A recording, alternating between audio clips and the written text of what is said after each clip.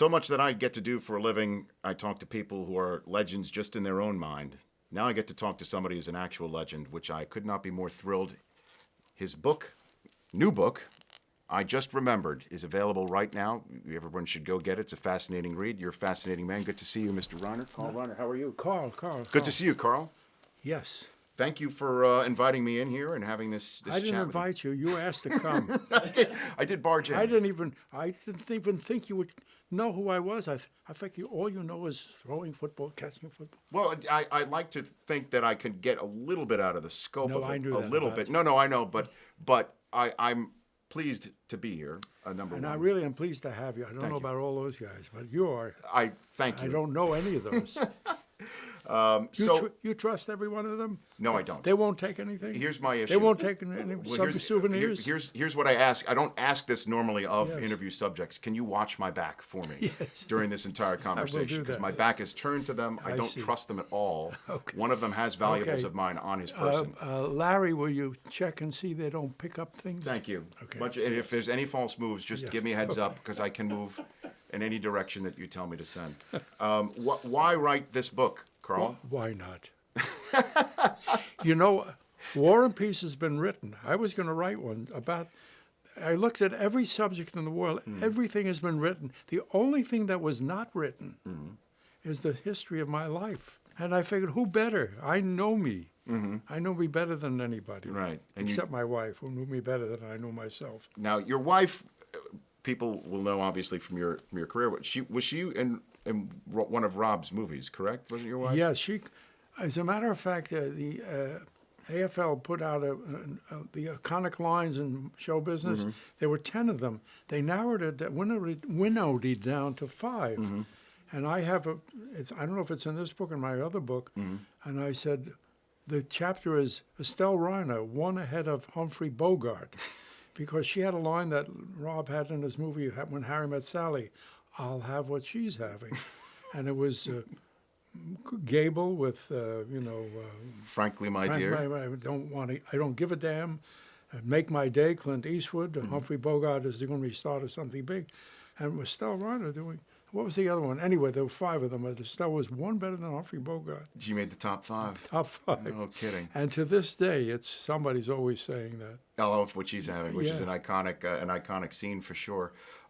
Which, I guess, of your multiple projects, television, movies, are you most proud of?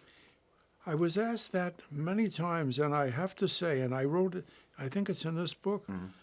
When asked, it's my involvement with creating and producing and writing the Dick Van Dyke Show. I told Dick that this morning. He called because Rob was on a debate last night with somebody on television, and Rob and Dick Van Dyke was sitting in there. No kidding. Being very helpful. I mean, just his presence was very important. Anyway, and I say that to him all the time, every time I speak to him. Is it the Dick Van Dyke Show? Yeah, it was the most important thing I ever did in my life up to then, and it has stood the test of time. It's on Me Television. And the interesting thing is my grandchild, one of my grandchildren is now 12, 13 years old. She watches one.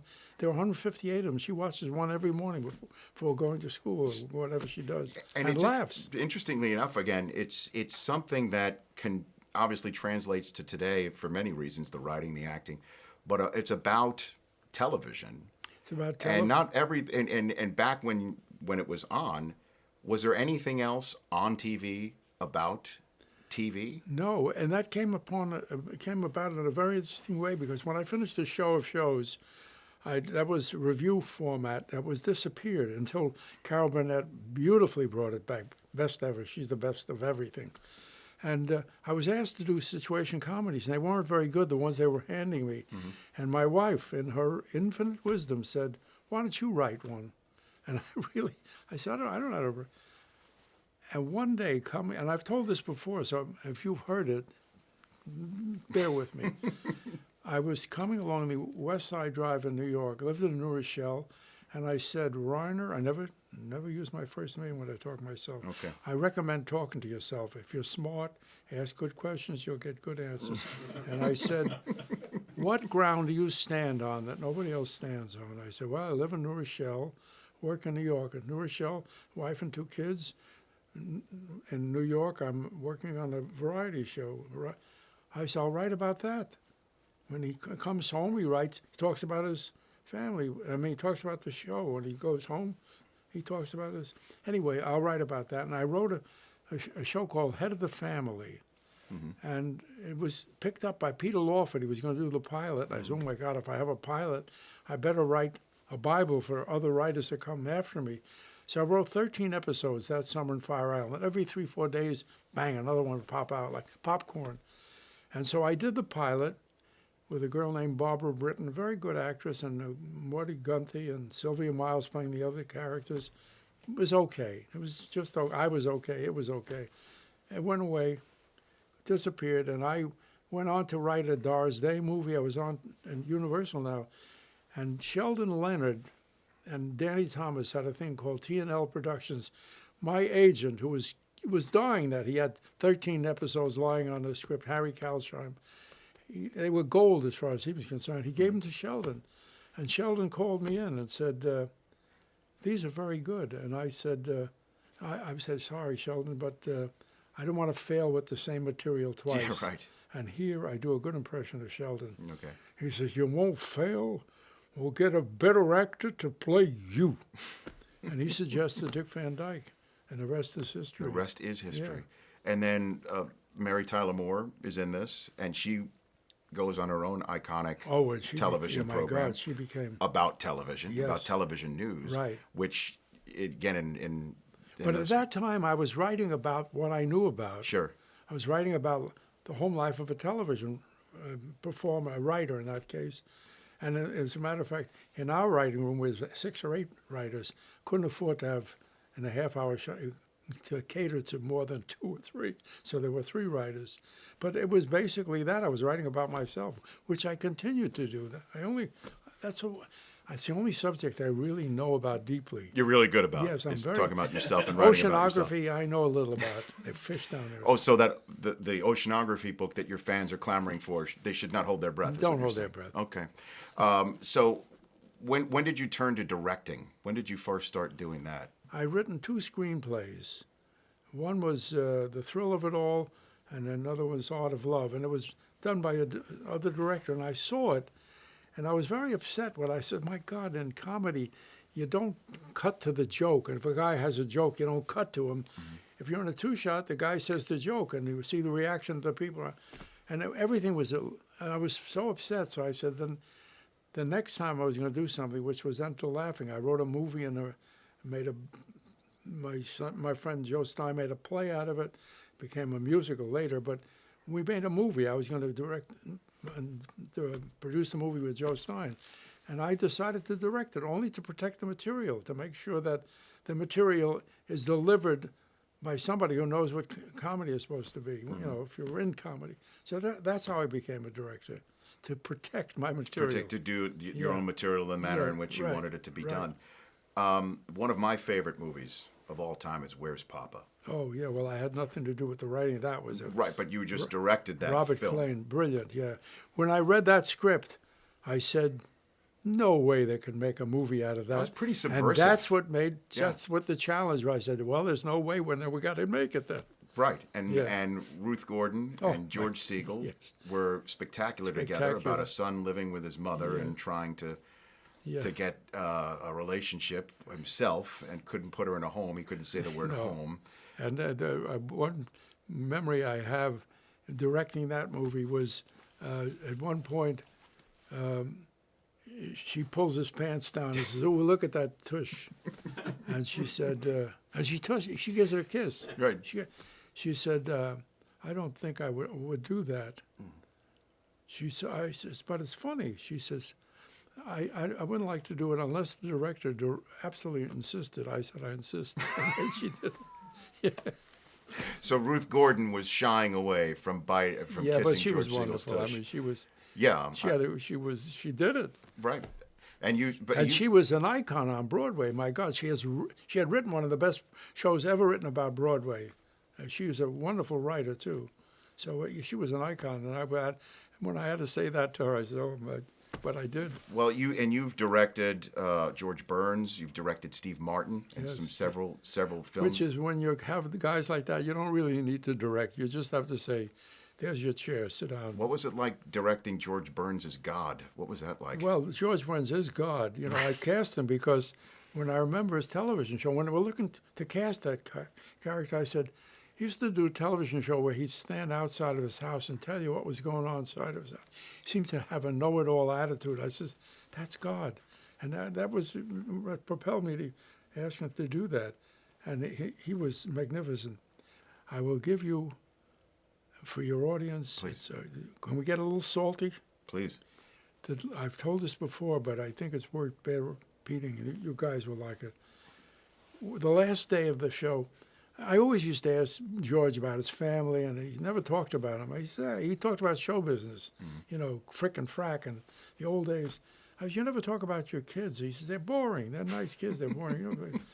So the last day, I said, I was 60 then. I want to say goodbye to him. I said, George, I always see you going, there's pictures of you going out on town with a girl on each arm.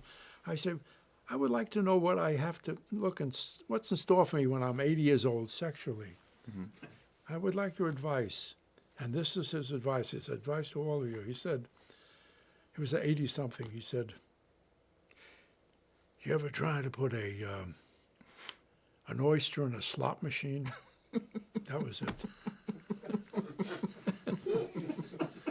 Then he lived 20 more years. Yeah, he did. A lot more oysters and a lot more He slot lived machines. almost to be 100, yes. I know. I saw him live in Caesar's Palace once. Right. I saw that. Amazing, man. I know. I saw him do stand-up. How did you get fixed up with Steve Martin for all those movies, starting with The Jerk? Well, Steve Martin, somebody called me. Steve Martin was doing this movie called The Jerk. He was going to do it.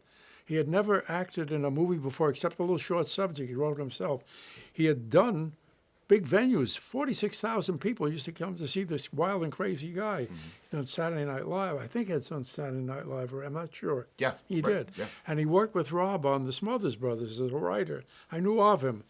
And he had this script that he had written with Carl Gottlieb, and they asked the director, and it needed work. And as a director, I came in and did whatever little help.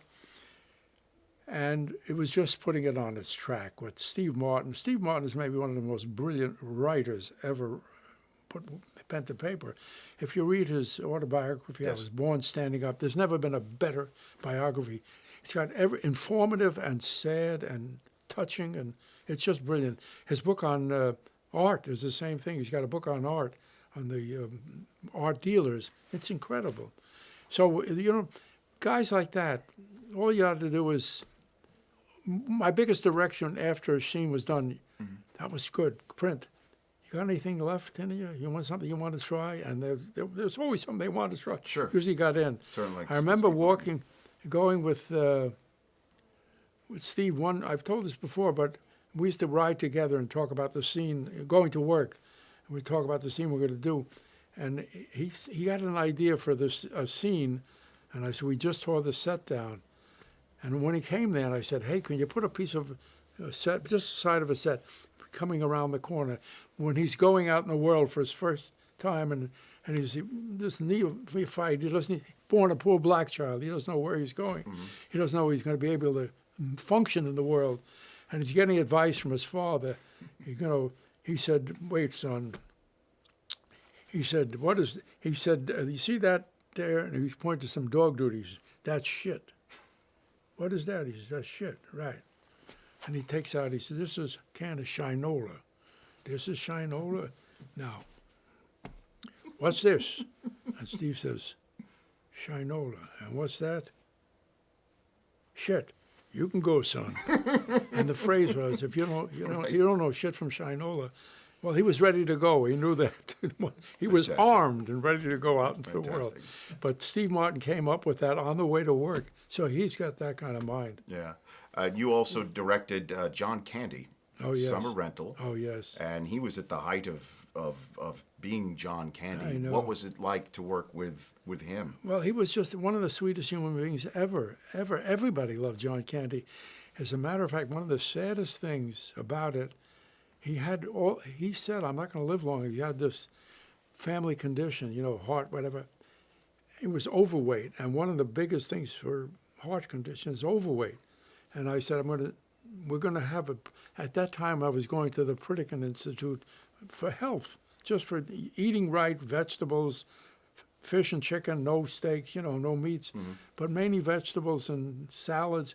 And we got a caterer that did that. We did that, and he stayed with it, and he was losing a little weight, except about 3-4 weeks into it, at night he would have a tub of shrimp. He would just go out and he couldn't stop himself. I felt so sad for him. He left a wife and kids, just the dearest man ever. So popular. I mean, beloved for sure. I don't know if you know this story. During Super Bowl in the late 80s, Joe Montana is down by a handful of points to the Cincinnati Bengals, and he comes out to the huddle with just a couple of minutes to go. He's down, and they need to drive the field to win the Super Bowl. Yeah. And before he calls the first play, he notices that John Candy is sitting in the stands, and they're huddled up all together, and he goes, "Hey, that's John Candy." And they all looked up right at the end of the Super Bowl. Oh. And that, you talk to his teammates. They relaxed. That calmed them down. Right. Well, plus, they have confidence in Joe Montana's ability. Yeah. And just drove him down the field. Sure. That Montana sit right in the middle of the Super Bowl. I wish John were here to hear that. So he probably heard the story. Yeah, he was. I'm sure he must have. As for the Super Bowl, I have been told you were at Super Bowl I. Yes, I was there sitting in the stands, in the grandstands at the Coliseum. It was the Packers against Green Bay, Bart Starr against Len Dawson. Mm-hmm. Don't remember much about it, but I remember the excitement of being at the first Super Bowl, not knowing that there's going to be a lot of Super Bowls after it's coming up on 50 next year. Yeah, Super Bowl 50 is next year. And they were going to have it here in Los Angeles, but there's, no I do like to watch football. I still do. Okay, you do. What do you like to watch about it? I like to watch a guy, two guys tackling him, and he still squirms out and runs for a touchdown on a kickoff. Sometime somebody ran 103 yards on the kickoff for a touchdown. That's so exciting. And there were all those little guys with curly black hair sticking out.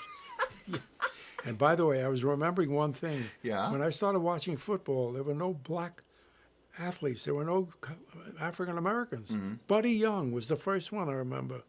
Buddy Young, and he worked for the Yankees, I think it was. From back in the day. Back in the day. A long time ago. And now, my God, most of there wouldn't be a Major League Football if it wasn't for... So when you with the hair coming out, you can actually tackle a player with the hair. That is legal in the National Football League. They ever do that? They do. Oh, yes, they do. And there actually was somebody, the interesting thing is, he took him down by the hair and then didn't let go and pulled him up. So taking him down was legal.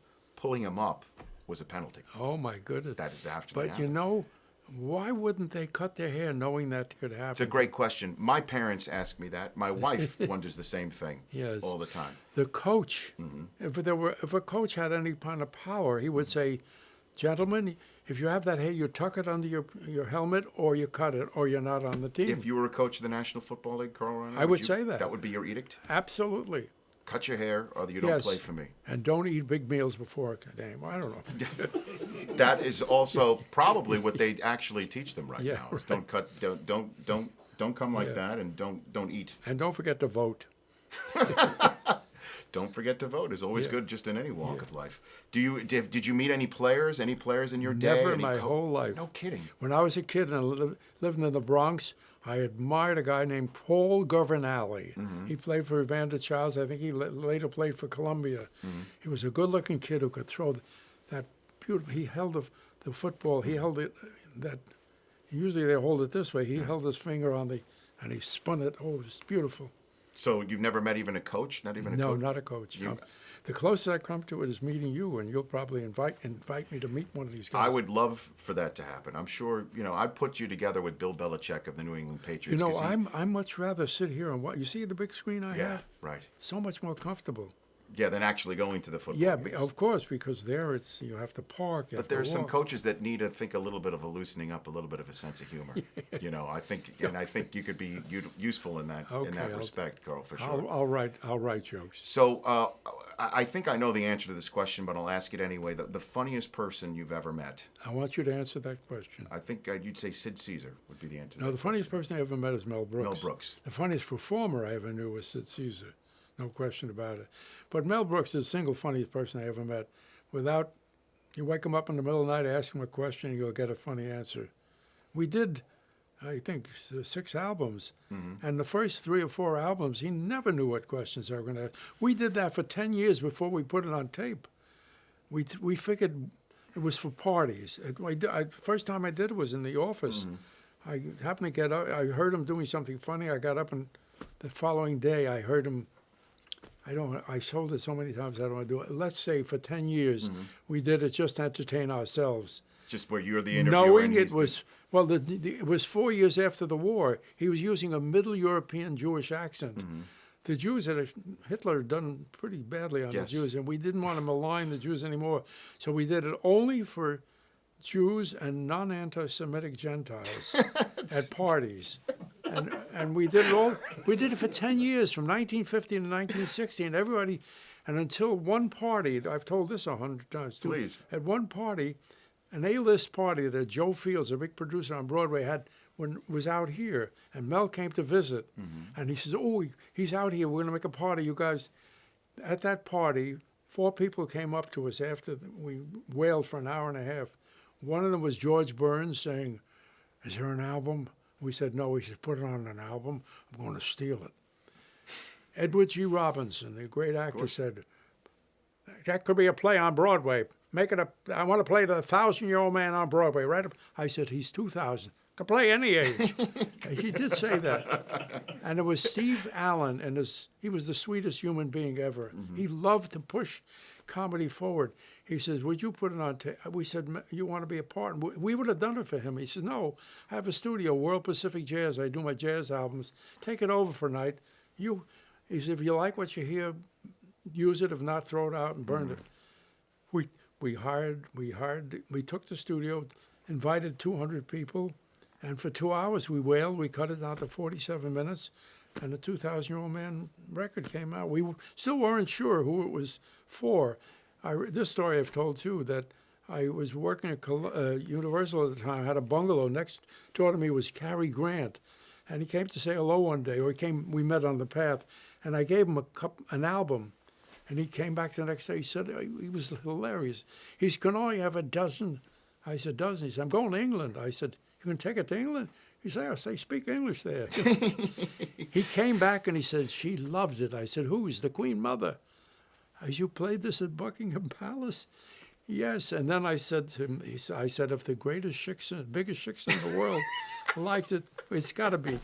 The Queen of England has to be the biggest chicks of the world. You're right. Everybody bought it. I don't know if she would return her royalty in in that manner, but you're correct. Yeah. And so, because I listened to the 2013-year-old man, because clearly the 2,000-year-old man had to be bar mitzvah, right. And By the way, he's 2067 right now. Oh my goodness, that's unbelievable. 76. Well, he was born in 2050. Mm-hmm. 2050 he was born, and that's when he said it. And it's 50. It's 50 years later. Unbelievable. So it's 2064. It's just remarkable. Yeah. And is because I saw this on. I guess just talking about Mel, because I saw this on the Jerry Seinfeld's show about comedians in cars getting coffee, actually shot in this room. Yes, sir. Does Mel comes here every night still? Yes. And the two of you just hang out? What do you... He sits there, we watch television, we decide which shows to watch. We watch Jeopardy. When we're eating, we watch calm shows. We watch Rachel Maddow to see what the news really is, Do you ever watch football together, the two of you? Football? Yes. No. It's okay if you don't. No, we don't, because let's see. No, we don't watch football. Sometimes you can watch it at night. Sometimes. We watch entertainment, okay. And football is when I'm alone. I watch it upstairs. Okay. Yeah. I just thought I'd take a crack, because that would be the greatest thing. What is that? Just you and Mel Brooks watching a football game together. I think would be We have watched baseball, and he does yell at the set. He does. He does yell at the set. About what? He yells whatever. He says, "Hit it, all right." Oh, okay. And I said, "They can't hear you, Mel." And one day he said something like, I don't know what he hit home run. He said home run, and he walked out. The guy hit a home run. Yeah. I said, "Mel, he heard you." And we realized that we have a big set. Yes, you do. A very big set. He probably did hear him. Oh my gosh, that's incredible. And then now the things about your works that I think worked more than anything else is the people seem to be having a good time doing it. You could see that. And when you did the Oceans movies, Yes. with obviously most recently, it seemed like you were having an absolute blast. Well, I had a blast for many reasons. One, because I hadn't acted in a while, and it was. And by the way, there were kids who would not know me as an actor if they hadn't seen Oceans 10, 12, Yeah, 11, 12, and 13, yeah. right? Yeah. And gave me a new life. Plus the fact I met. Besides, these guys are nicer than they are handsome. They're all handsome, but they're the best people. And by the time we were doing one, I think it was Ocean 11, George and his father went through Chad to get to Nambia, to wherever it is. Mm-hmm. They were killing people. They were getting food and stuff in on their own. Yeah, He the and his Sudan, father. I believe, is where it was too. Yeah, right. Yeah, and Rwanda with Don Cheadle, what he did in the Rwanda, and Pitt, and all of these guys, they are so socially conscious of the world. They're better people than they are good looking. That's hard to admit, hard to imagine, but they are. And Steven Soderbergh is a genius. Oh well, in his own right. Steven Soderbergh, but one of the best directors ever. He knows who to cast and how to let them go. Mm-hmm. And you must have again loved it being in Las Vegas with these guys. It just looked like a lot of fun sitting from. I didn't want those movies to end. No, I essentially, didn't Carl. either. I didn't either. You know. But great memories. But at any rate, thank you for letting me in here. I'm not and finished. chatting it. Oh, well, what do you want to talk Yeah. about? I've been more than No, happy. but do come back in next. So yeah, so this book I just remembered, Yes. and you have also. I remember me. You're right. This was first. First. And then you just remembered. Yes, right. And the Okay. new book is going to have a picture of me that my wife painted of me in watercolor when we Okay. married when I was 21 years old in Neosho, Missouri. Mm-hmm. A watercolor, and it's going to be the cover of the next book. Excellent. That comes out next year. Next year. Okay. Yeah. Well, if you invite me back, I'm coming back. Oh, you I mean, bet. I hardly touched on anything. Your Yeah. career is as great as they come, and I'm a huge fan. Can I so. offer you a sip of my coffee? That's about it. No, that's okay. Okay. That's okay. I just had. I do have a cold It's just, sore.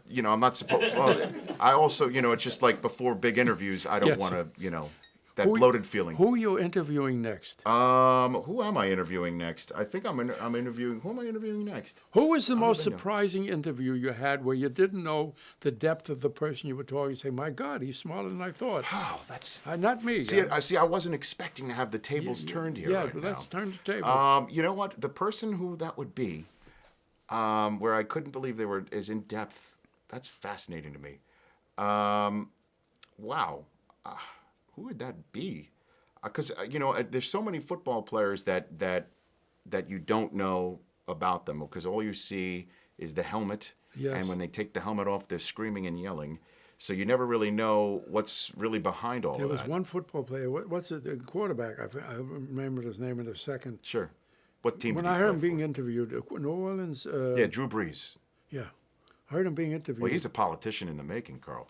yeah, pretty but I heard him much. talk about his family and his thing, and I was Right. so touched by the sincerity, and he just A lot of football players are like that. Yeah. It's pretty much they get a bad rap I because know. they hit each other. I know. And they have to get themselves Well, so one of the crazy things to hit I'm each really very upset about is they really have to pay attention to doing something with the helmets to make sure these guys don't get concussions. other. Right, I know. They're working hard on that.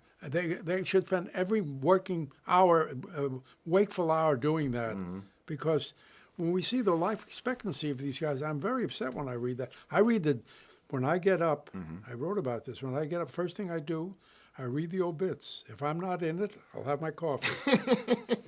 But the life expectancy of football players is less than You know, it was in the 60s instead of 70s, 80s. Well, and they are 90s. actually, they are working on it. I know, I read they're, about that, They're and I was definitely more focused on that than ever. Yeah, okay. You know, and then there's players like Drew Brees that want to make sure that, you know, that everybody's focused on it.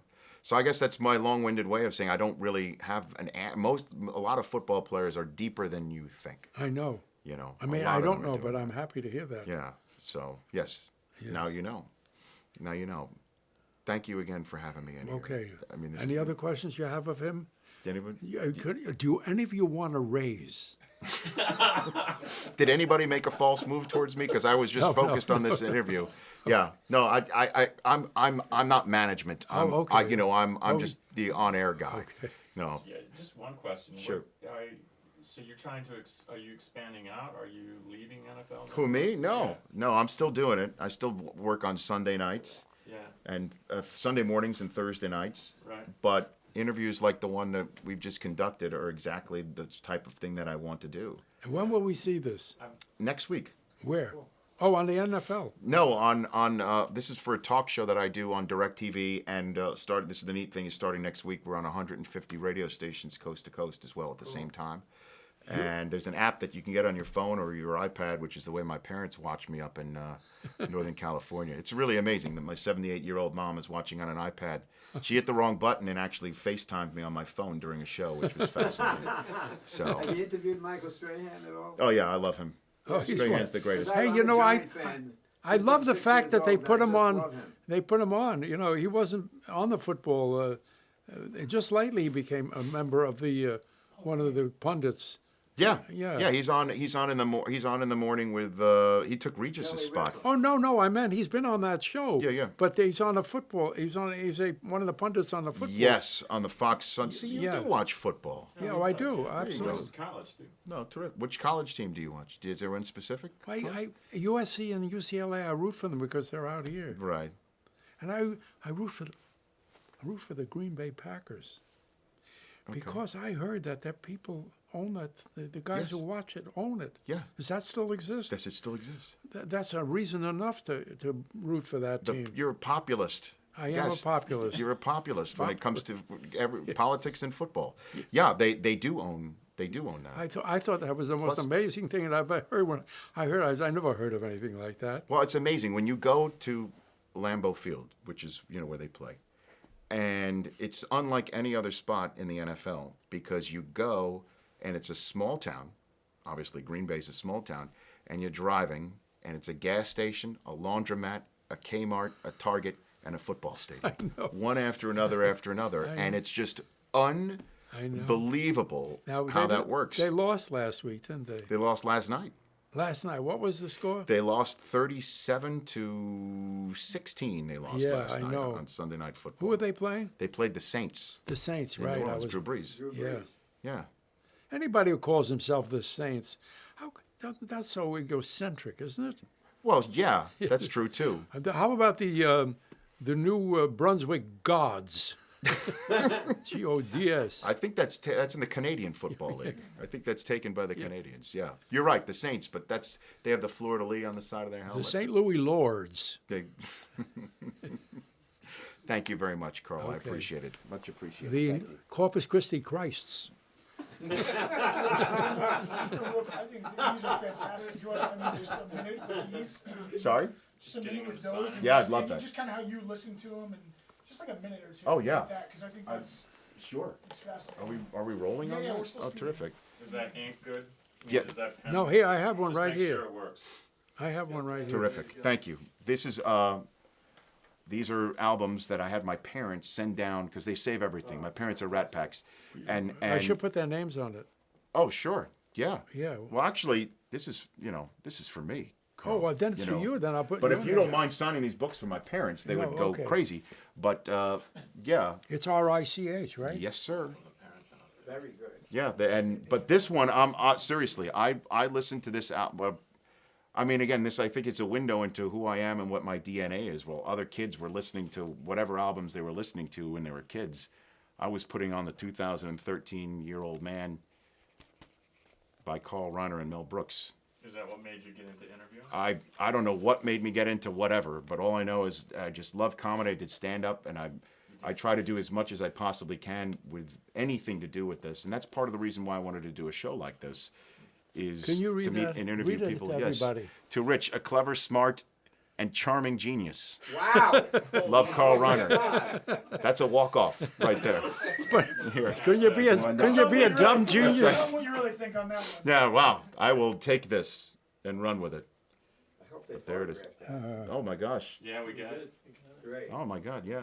The Let's go for a close-up. first thing I'm going to do is call my folks when I get out of here. That's for sure. I remember. Yeah, we still talk about it. Me and my parents talk about how they're the Jewish parents in the cave. Where it's raining outside. Ah, don't worry. I'll just stand out here in the I'm rain. all right. I'm all right. You know, we just talk about, I'm all right. I'll just stand out in the rain. We talk about that all the time, and how the greatest invention of all time was liquid Prel. I believe that was one of the things from that. Saran wrap was also good. Saran wrap was huge because you could wrap. I mean, my God, you could see into it. That's right. This is because I was talking, I screwed this one up. No, don't worry. For Rich, I meant almost everything I said on first album about you. Thank you very much. Okay. Terrific. That's it. That'll be the. Very nice. Thank you. Okay. Much appreciated. Thank you. Let me, You guys are too slick. oh, wait, I want to see if I got. Yeah.